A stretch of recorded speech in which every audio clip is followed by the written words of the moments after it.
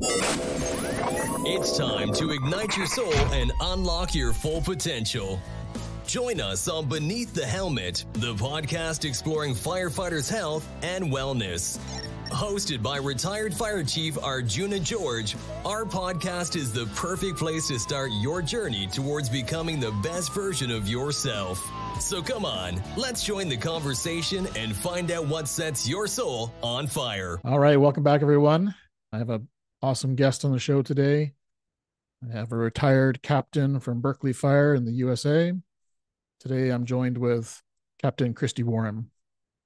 So Christy is a fellow author, a fellow podcaster, and somebody who struggled with PTSD as well, and is now kind of sharing the message on how we can recover from PTSD or PTSI.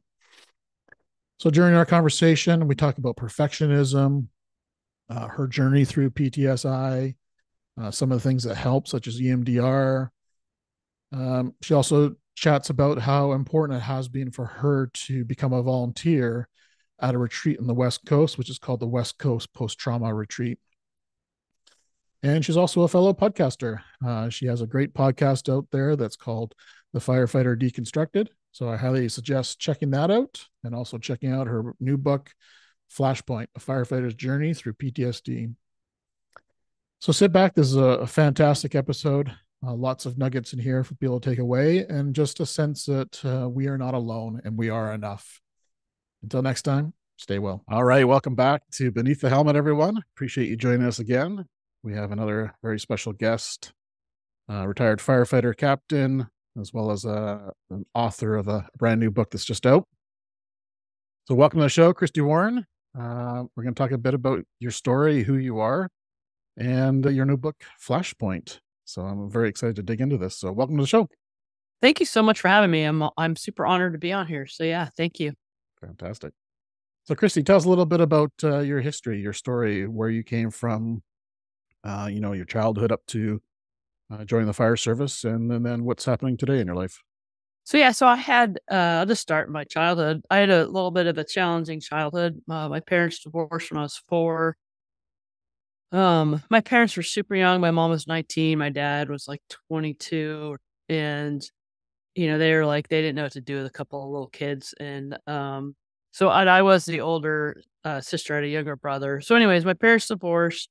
My mom kind of fell into the wrong crowd and got really into alcohol and drugs. And so I grew up with her in that, and just kind of really growing up feeling like not wanted or cared about or anything like that. And I just remember, my goal in life, my mantra was to get out of that house and live on my own and never, ever, ever like depend on anybody or need anybody for anything. It's like, that was just that's like all I could talk to myself about like every single day. It was like a vow that I made. What age So, is that? God, like 5, I think. Oh, so super young. Really young. Yeah. I just remember just hated being where I was and hated the mess that I was in, and just couldn't wait to get out. And, so then, I grew up like that. I played a lot of sports when I was a kid. I think that kind of saved me. And I went off to college out of high school, and I wanted to be a doctor. And so I was doing the doctor thing, and then I took an EMT class just for fun, because, the first couple of years of pre-med is just organic chemistry and physics, just crap that I care less about. And so I took an EMT class just for fun. And, when I did my ride along for that class, I was just hooked. So like, this is what I want to do, and this is who I want to be. And the hospital is way too boring, and this is the best. And so that summer I got a job as an EMT, and then I did that for about 6 months. And I was really fortunate to work on a single medic system. So on all our ambulances, we had, one medic and one EMT, and there are no medics on the engines either, way back in the early 90s. And so I got a lot of experience as an EMT working on an ambulance. I so badly wanted to say engine, but no, ambulance. So anyways, and I went to paramedic school and just loved it, and dropped out of college. And then I just started working. I did that for like 6 years and was watching what the firefighters did. And I worked in Vallejo and worked with Vallejo Fire, and they don't come any better than those guys. And I decided, like, I want to be a firefighter. I love the physical aspect of it. And so I got in the fire service, and my first department was Moraga Rinda. And, they're kind of a quiet, sleepy little bedroom town where like the Bay Area celebrities live. And then I got hired at Berkeley, and that was kind of my dream job. So I worked at Berkeley for the rest of my career. So I had a total of 25 years in all that. And then I was cruising along in my career pretty well. Like, I loved it. I was really good at it. I was kind of a jerk, I would say, or asshole. That's all right. Just kind of swear. And that just started getting worse and worse and worse as my career went on. And we had a fatal fire, and I've been on plenty of fatal fires before, but this one really threw me. And that's kind of when my mental health started really taking a dive, and people at work were noticing that I was even a bigger jerk than normal. And the guys were wanting to leave not work for me in my station. And I was just like, man, what is going on? Like, I'm a good captain and I take care of my guys. And, I asked, every department has that one guy who knows everything that's going on in the department, and you have no idea how, but they do. And he's also a friend that I trusted. And I asked him, I go, dude, what's going on? Why is everybody leaving my station? And he goes, they're tired of being yelled at. And I was like, oh, Jesus, like, I got a problem. People are leaving because I know I take good care of them, and people are leaving because of that, then I got a problem. So I went and saw a therapist to find out, like, hey, what the hell's the problem? And I had also started already having some symptoms develop. Like, when the tones would go off at work, my nervous system would just go into hyper overdrive. It could be a call for a twisted ankle in the park, and I would have the same physiological reaction as if it was a gasoline tanker truck on the freeway versus a school bus full of kids. I'd have the same exact reaction to that, and I thought that was really strange. And I was starting to have like serious trouble sleeping, even more than normal. And so I went and saw a therapist and started telling her all the stuff that was going on. And she said, "Do you have PTSD?" And I said, "No, I don't have PTSD. There's no way I can get that. I'm stronger and tougher than that." And so that's where my journey really went through. So kind of where it started. And today that was in 2014. I was diagnosed, and so it's, I don't even, 9 years later, and I'm doing really well. I mean, I still have a few little things that creep in here and there, but I'm doing really, really well. And I have to say that PTSD, at the beginning, I would have told you, is the worst thing that could have ever happened to me. But now I can easily say that it's really the best thing that ever happened to me. It made me deal with, all my childhood stuff and just all kinds of stuff. And it's really made me a better person. And there goes an engine right behind me. I was going to say, you playing the sound effects button on your laptop? Or? I know, exactly. Perfect timing. So I'd be very interested to, when others started saying that you're a jerk, you're being an asshole, did you recognize that yourself, or did it take a long time before you recognized that? No, I recognize it right away. You did, and yeah. And, I was always told throughout my entire career that I was way too hard on myself. And then I was also way too hard on other people. Like, I put really high expectations on myself, and I put those same expectations on, those who worked for me. And, it was really like I was seeking perfection. I was trying to be perfect because I looked at everything through a black and white lens. So either I was perfect and I was a good person, or I was imperfect and a shitty person. And as we all know, that there's no such thing as perfection. So even though I tried to find that, I couldn't. And so that meant that it flipped to the I'm a shitty person, 24 hours a day, 365 days a year. And I knew I was being really hard on people, but it took until that really happened for me to, when somebody pointed it out, I realized like, wow, I have been really hard on people, and I just never let anybody see the goodness of my heart inside of me, if that makes any sense. Because there's people who are hard asses, but have really incredible hearts too. And I didn't let anybody see that at all. And so yeah, nobody knew that existed too. But yeah, to answer your question, I did. Yeah. Yeah, usually an armor or some sort of protective measure protecting our heart, right? And I can definitely relate to that, as that's an area that I protected myself as well, and I didn't express a lot of things, right? So yeah, I can relate to protecting the heart, and I think it's a very common area to kind of protect, right? So very Absolutely. vulnerable Yes. position, right? Yeah. Yeah, absolutely. Mm-hmm. So it must have been, well, actually, I'd love to maybe start off with, what was it that you wanted to become a firefighter? What brought you to it? I know you went on the rides and you just saw that, but what was it that wanted that desire to be a firefighter? Anything that sticks out for you? Yeah, when I was a paramedic, when I had a really critical call, that's like when I was at my best. And it's like, they talk about the flow state and being in the zone. It's like when I had a really critical call, that's when I'd feel that. And it was like a high. And then just adding the firefighting point to it, like before it was other people's safety that was in jeopardy that I had to, kind of, I was the one that was looked upon to fix.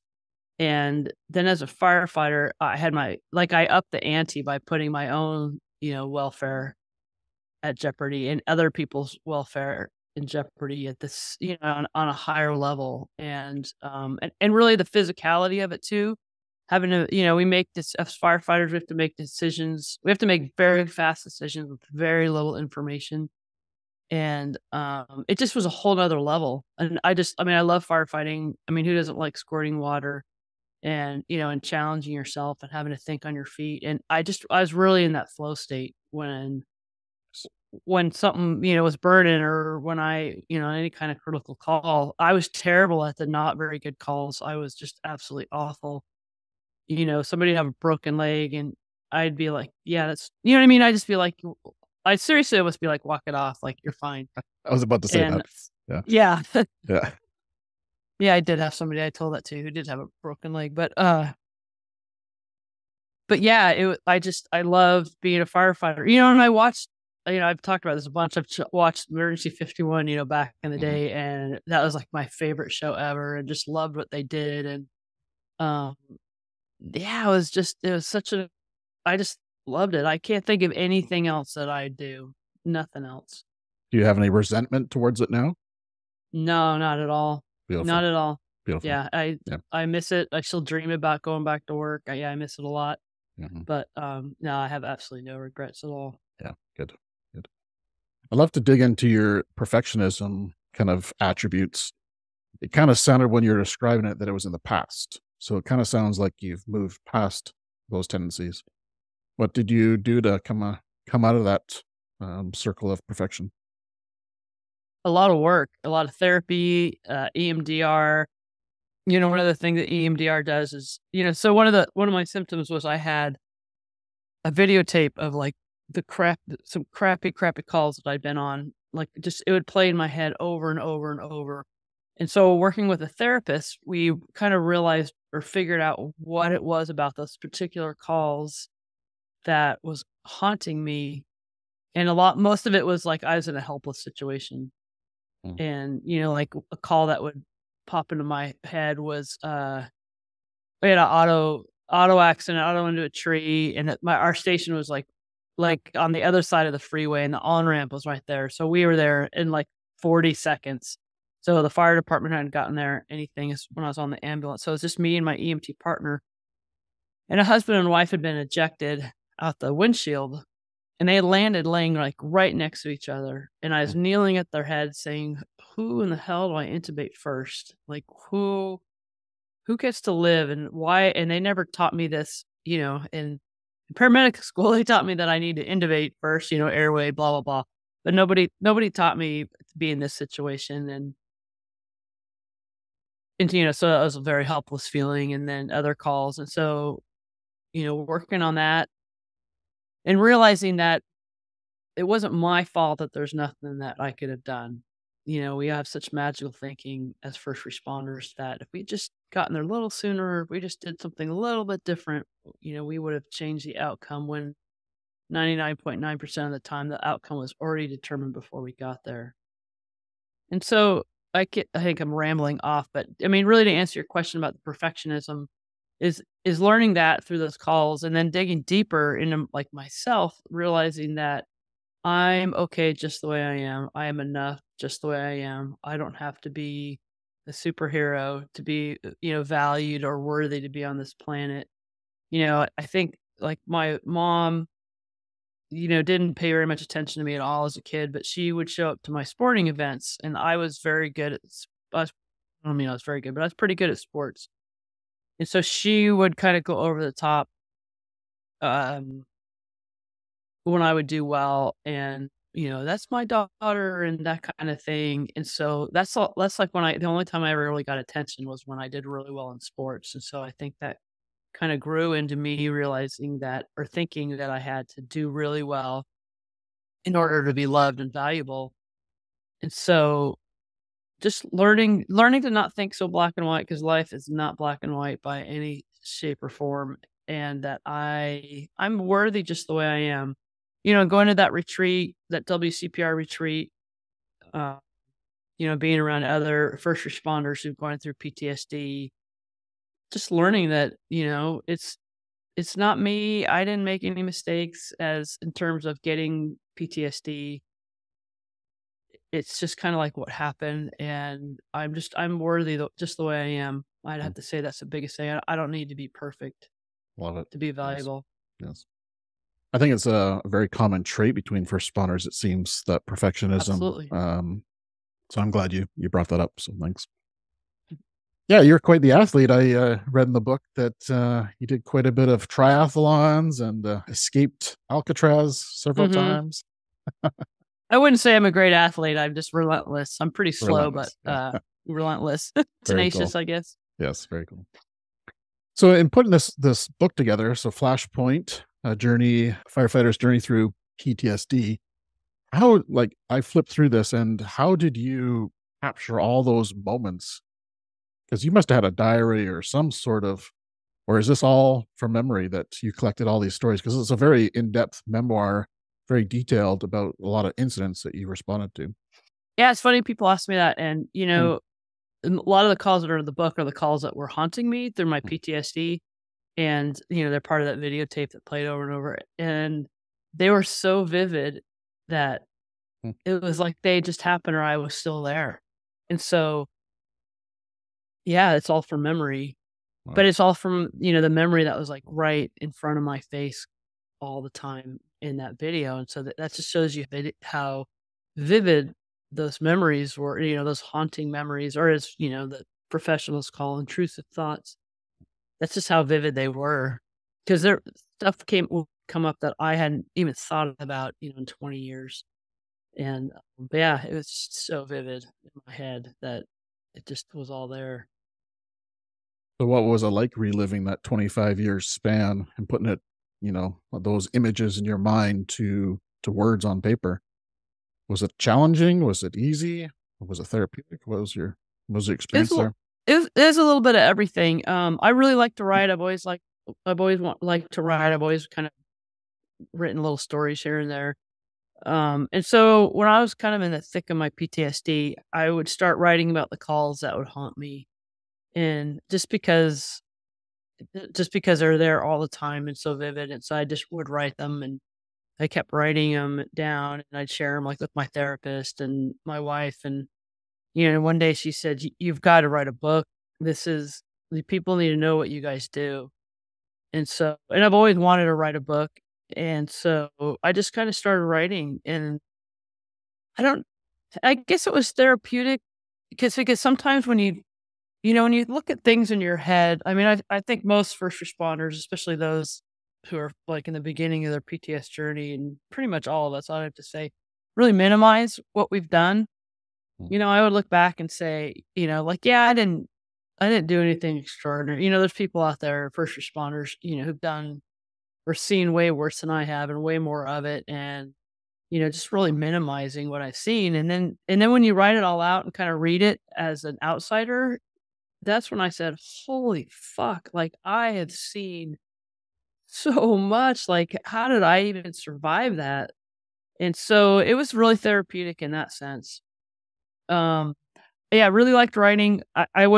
I'd have to be really cognizant and take breaks when I kind of feel it like overwhelming me. And, that's something I still have to do with my podcast and trying to get my book out there is, it's like all of a sudden everything becomes PTSD and I don't, it's like I want to be more than that because I identified like that's all I was as a firefighter before, 100%. And now I'm like 100% feel like, okay, I'm a, PTSD spokesperson and I don't want that to define me either. And so I just have to be really cognizant and take breaks when it starts to kind of get overwhelming and, do something different and then, come back. So I had to do that with the book for sure. I'd start getting, kind of overwhelmed and all of a sudden have to be like, whoa, I got to take a break and put it down for a while.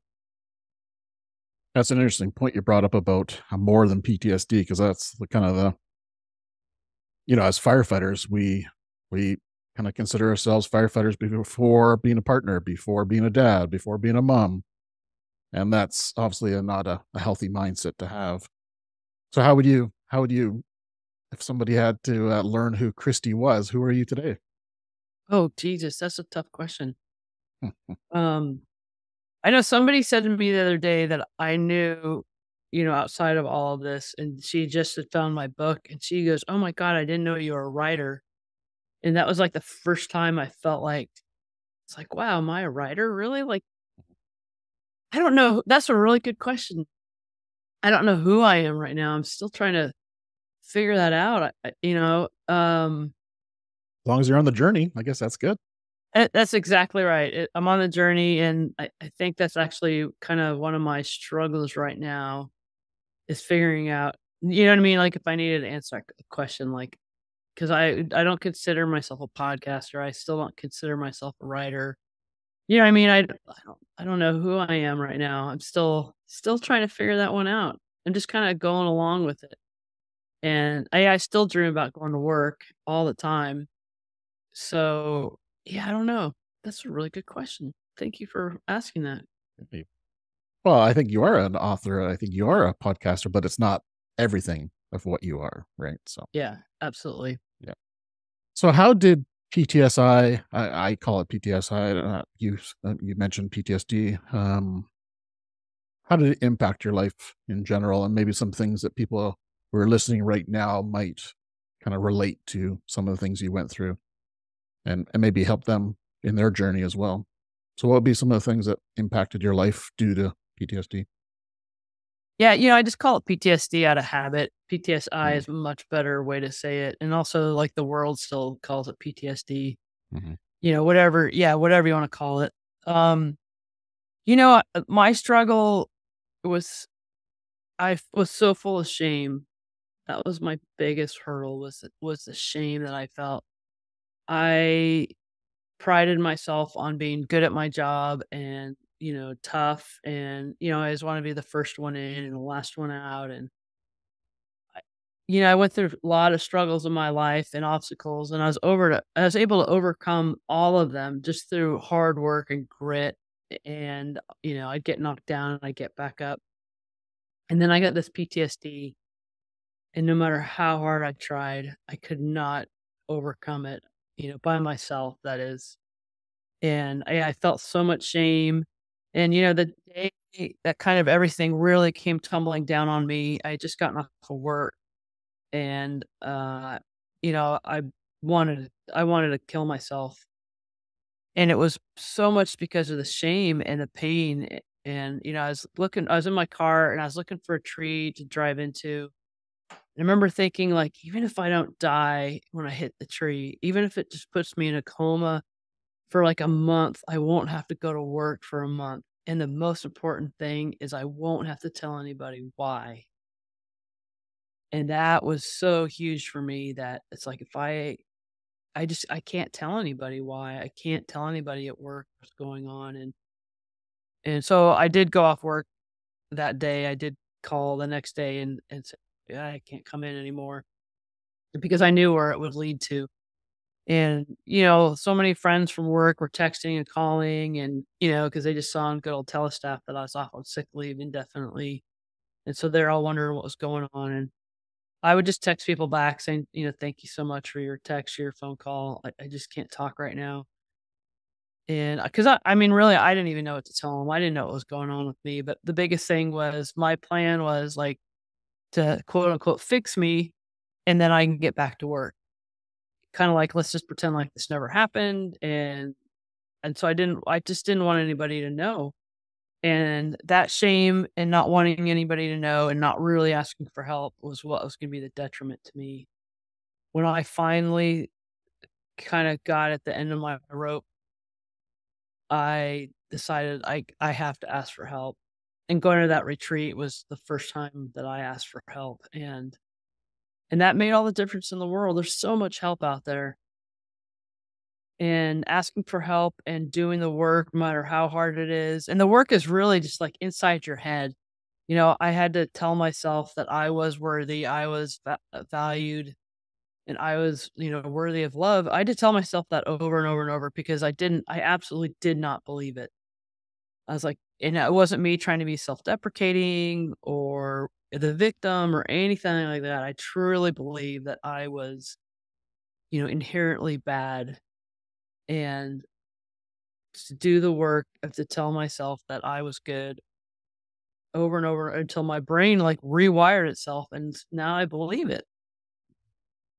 And so, my biggest thing is you got to ask for help. There's nothing to be ashamed of. PTSI, PTSD, PTS, whatever you want to call it, it's a biological, physiological injuries, no different than getting hit in the head with a baseball bat. I interviewed a CHP officer who crashed her bicycle going down a very steep hill and had a severe head injury, like very severe head injury. Like, she's lucky to be alive and have all her faculties. And we went through her symptoms of a serious brain injury and my PTSD symptoms, like one by one on an episode. And they were the same. They were absolutely the same. It was incredible. And, your brain changes shape. It changes the chemicals that it makes. It shows up on a brain scan. And so it's actually a physical injury. And so if people could realize that, it's no different than, blowing your knee out. You can't fix your blown out knee on your own. You've got to ask for help. You got to go to a doctor and get surgery or whatever. And so PTSD is absolutely no different at all than that. And it's like, if people can realize that and get over the stigma that it's okay to ask for help. And there's a lot of confidential help out there too, because I know people are worried about their jobs and everything. And yeah, and then, and suicide, that's why I do all this work, is to try and prevent suicides. And suicide is a permanent solution to a temporary problem.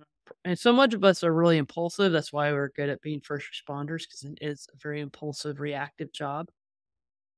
And we do that, we start spinning out of control, and we get into that impulsivity moment. And I think that's when so many of us do take our lives. And if you can just like get through that moment and stay alive, just to keep putting a foot in front of the other, it's just, I guarantee you, life is so good on the other side. And I just can't stress that enough. I'm almost getting the image that your PTSI has been a gift to you, as much as that might be painful to say. I get the sense that you've kind of switched your mindset around that, hey, this has given me some amazing experiences and tools that I can support and do good work in other ways. Would I be on the right page, or am I? You are absolutely on the right page. Yeah, it's like I said, it was an absolute gift. It is the best thing that ever happened to me. For 44 or 45 years, I was angry, and vulnerability was an absolute weakness. And, I was that person too that would say, suck it up to some people. And, if you were proven, like a proven tough, gnarly firefighter, and you were struggling, it would be okay. But if you weren't, then, I would say suck it up. And so, yeah, I was an unhappy person, and I would constantly, I just would fall apart really easily if I was, somebody said something bad about me, or I wasn't good enough in something, or I didn't win a race that I was running, even though the person I was with didn't know that they were in a race. And yeah, it's been an absolute gift to me. I've never been this happy in my entire life. And, I would really wish that if PTS would go away and we could just, it was a common thing, like cancer, like you get cancer, you go to the doctor and get help, and it's not a stigma, and it's okay. And so, if PTS can someday be like that, then, and I don't, need to write this book or keep this podcast going, I would be really happy. But yeah, it absolutely has been a gift to me in my life and in my family's life and those around me, for sure. That's awesome. I'm so happy to hear that. Thank you. What's one message you would like to send to the next generation of firefighters that you think they need to hear?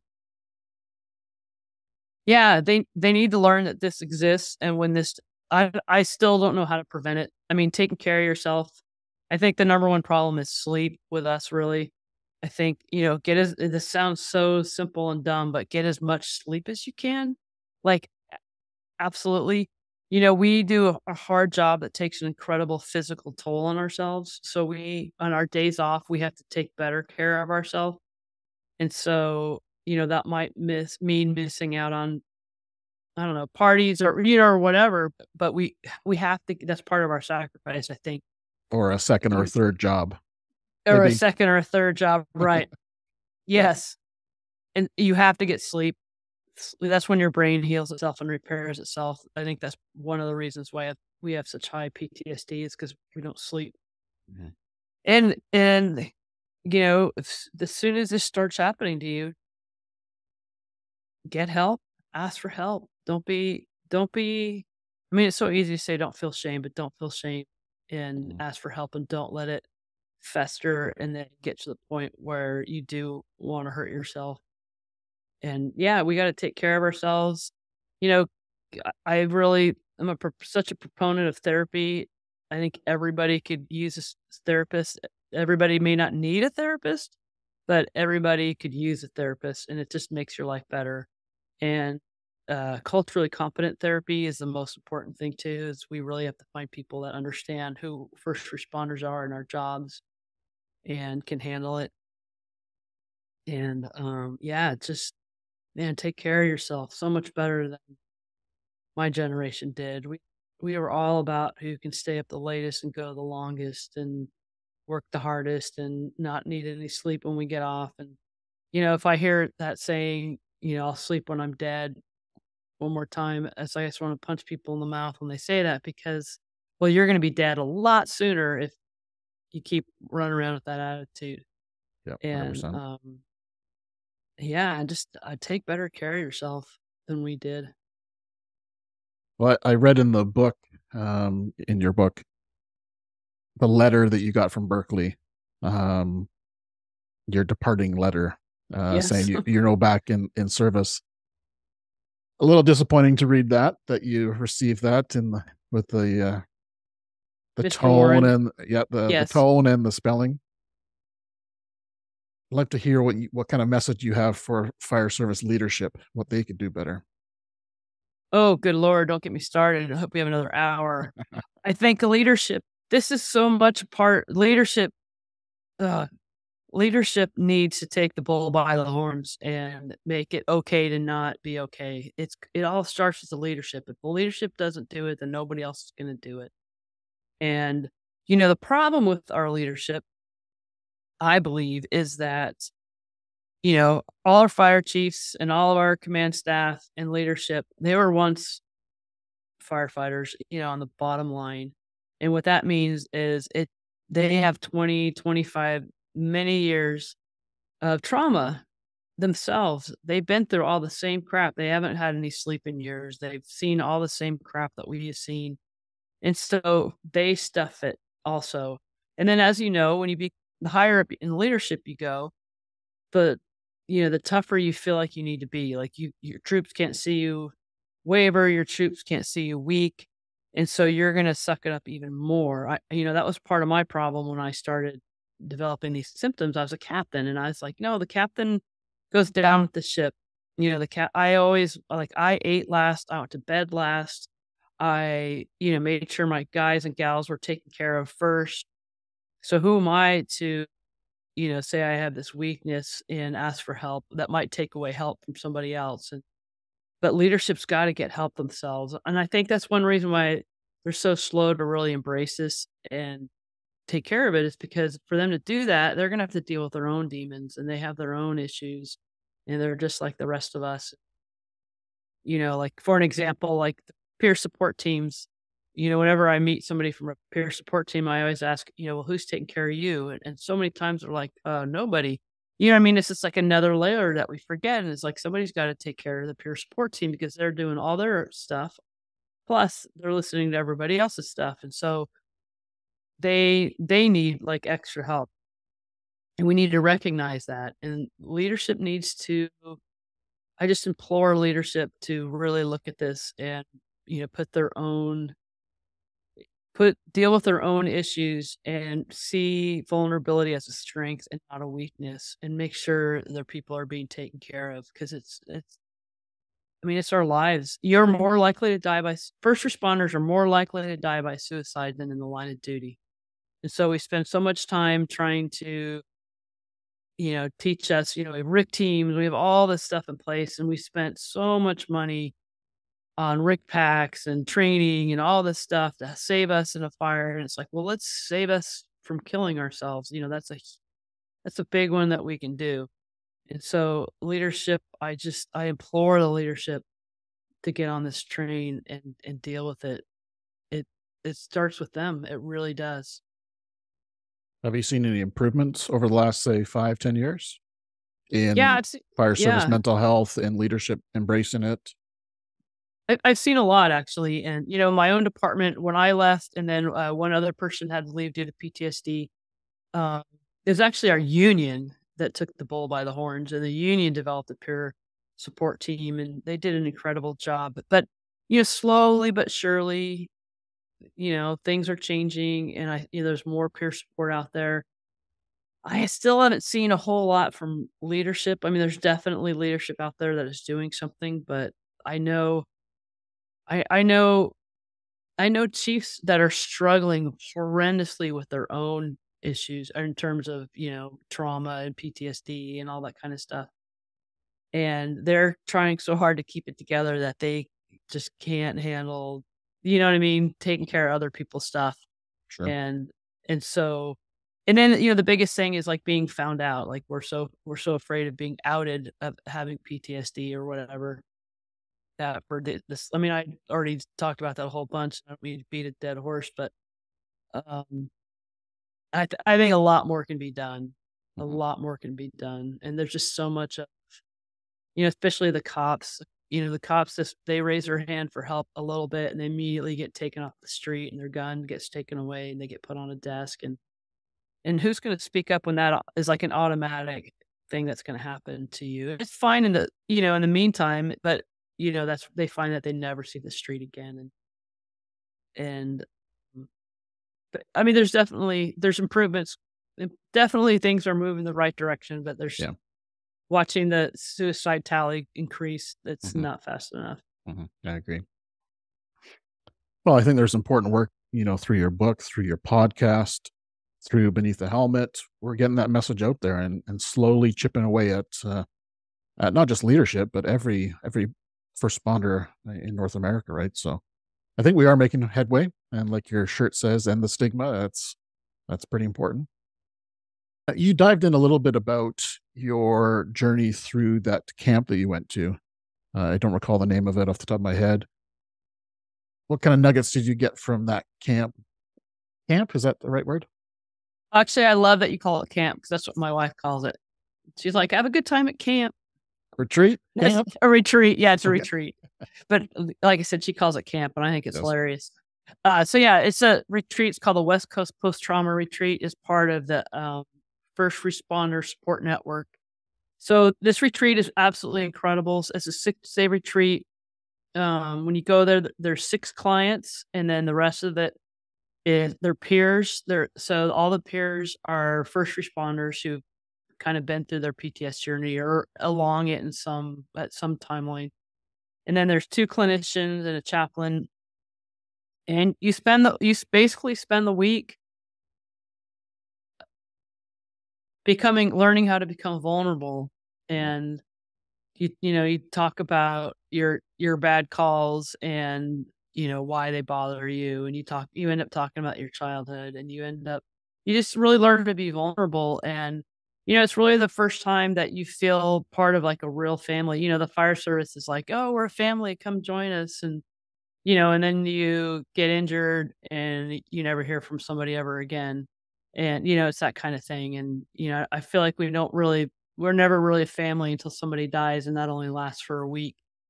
And, but up there, you're actually a family, and people love you regardless of your injuries and your issues and whatever mistake you think you made at work or whatever.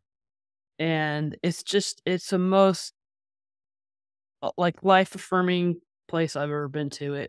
There's so many, you connect so many dots as to why, especially with your PTSI, like why you're angry or why you're crying all the time or why you have anxiety or, your parents, you realize, oh, the fact that my parents were alcoholics actually is causing me, issues today and my behavior today. And, it's funny, the number of first responders and like, I can't remember the exact numbers, but like male police officers that were molested as kids is staggering.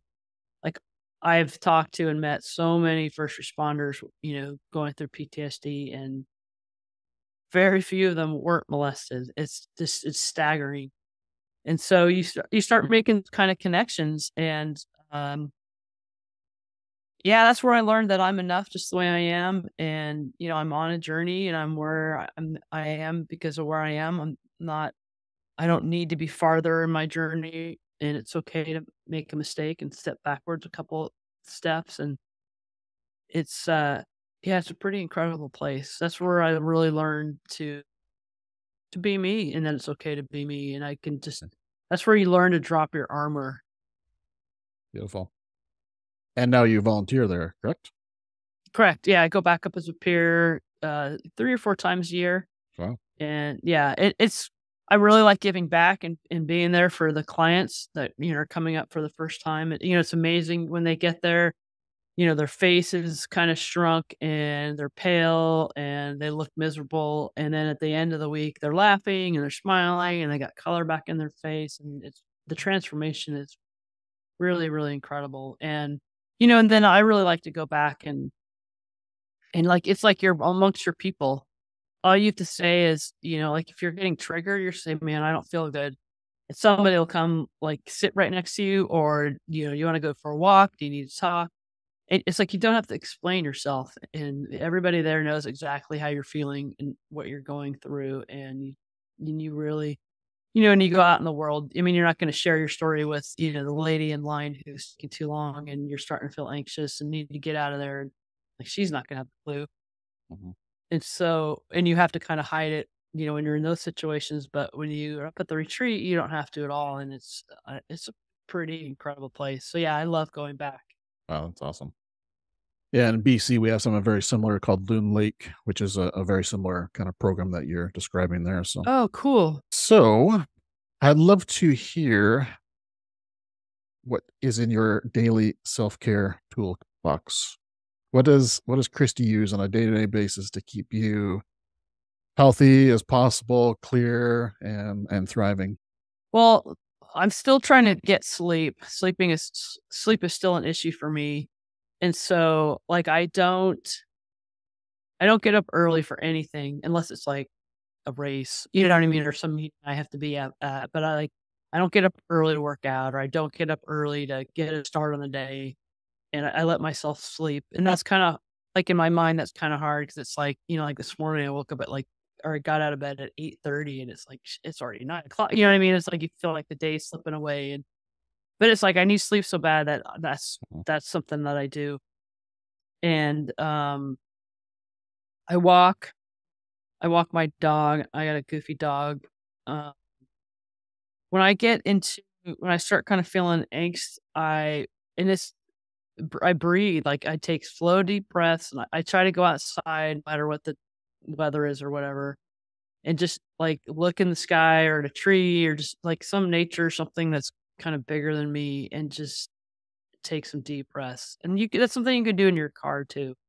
And so breathing is really helpful. I remember being at that retreat, and they were teaching us like some tools and stuff to use when we start getting anxious and stuff. And somebody was teaching me how to breathe, and I'm like, this is the dumbest effing thing I've ever heard in my life. Like, breathing is going to get rid of all this crap in my head. Like, I breathe all the time. What the hell's your problem? And it's funny, I've learned that I don't breathe. Like, I hold my breath a lot. And a lot of people who are going through what we go through hold their breath a lot. And breathing is incredible. So I use that on a regular basis.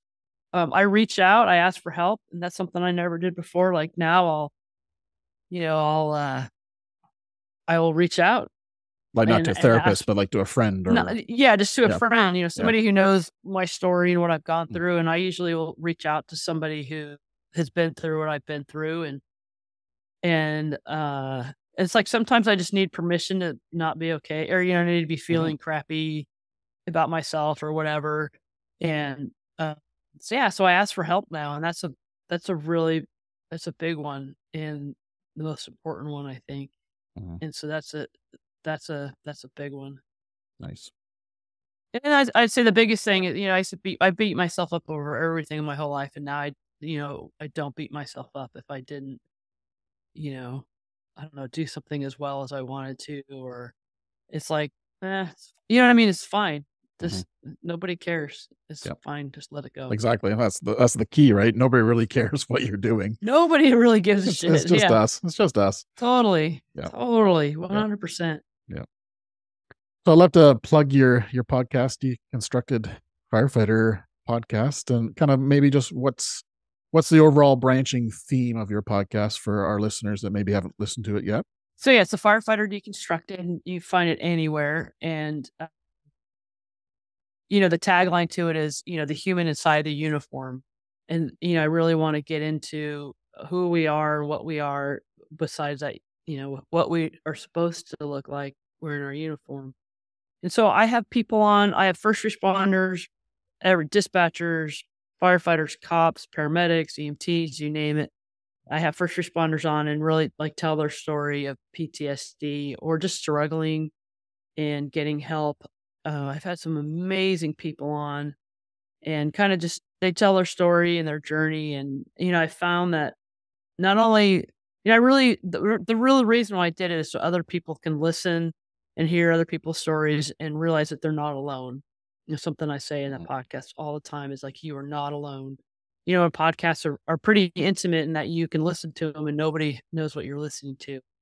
So somebody who may be struggling and find it, they can listen to the stories of these other people, and and nobody knows what they're listening to. Great point. And so never considered that before. That's a good point. Yeah. And so the biggest part is that you're not alone. And I've had spouses on. I've had like I told you, I had that friend of mine who had a serious brain injury. I've had kids on that talk about what it's like to grow up with a parent who has PTSD. Because so many of us say we don't bring our work home with us, and that's absolutely not true, no matter what you think. So I just try to get support for everybody. That around it, the families go through so much, and they need support too. Need to, just to hear somebody else and what their story was. And it's funny. It's so funny because so many people that are on, their stories, all of our stories are like, the circumstances are different and the names are different, but the stories are exactly the same. It's incredible. I'm definitely seeing that for sure. Yeah. Yeah. Yep. And so it's just kind of like a little podcast. It's just me. I don't have any staff or editors or producers, or I do everything. And so yeah. Awesome. Thank you. So how can people find your podcast, and how can people also find your new book that just got released maybe a month or two ago? Yeah, in June it came out. June, yeah. Yeah, the end of June. So my podcast you can find anywhere on any podcast platform. It's like I said, it's called the Firefighter Deconstructed. My book you can buy anywhere, Amazon, Barnes and Nobles, anywhere books are sold, you can find it. I have a website, ChristyWarren.com, and that's CHRISTY Warren.com. My book is there, my podcast is there, kind of everything is there. So yeah. Awesome. Well, it's definitely, first word that comes to mind is intense. Some of the stories that you describe are, I would say, intense. I can definitely feel the emotion and the power of those calls just by reading your words. So pretty powerful. Thank you. So what's one final kind of nugget you'd like to leave our listeners with, that you want them to hear today? I think that you're enough just the way you are. And if you don't believe it, keep telling yourself that until you do, because it's absolutely true. Was that like an affirmation that you had written down for yourself, or you just said it to yourself when you did that? Just said it to myself. And writing it down and stuff is good too. But yeah, I'm too lazy to write it down. Oh, you're a writer. I know, but that's different. Yeah. But yeah. Awesome. Well, Christy, it's been a real pleasure to have you on the show. Thanks for sharing your story. Thanks for putting your important book out there into the world, and your podcast and everything like that. But more than anything, I just want to acknowledge that who you are as a person today.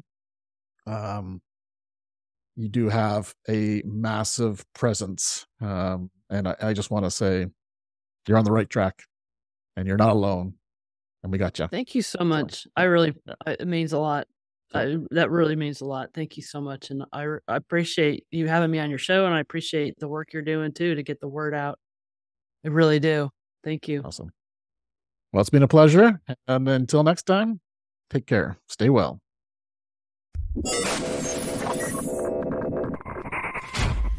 Thank you for tuning in to Beneath the Helmet. We hope that this podcast has provided you with valuable insights into the world of firefighters' health and wellness.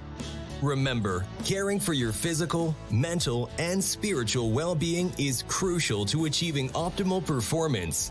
Join us next time on Beneath the Helmet for more inspiring conversations. Until then, stay well.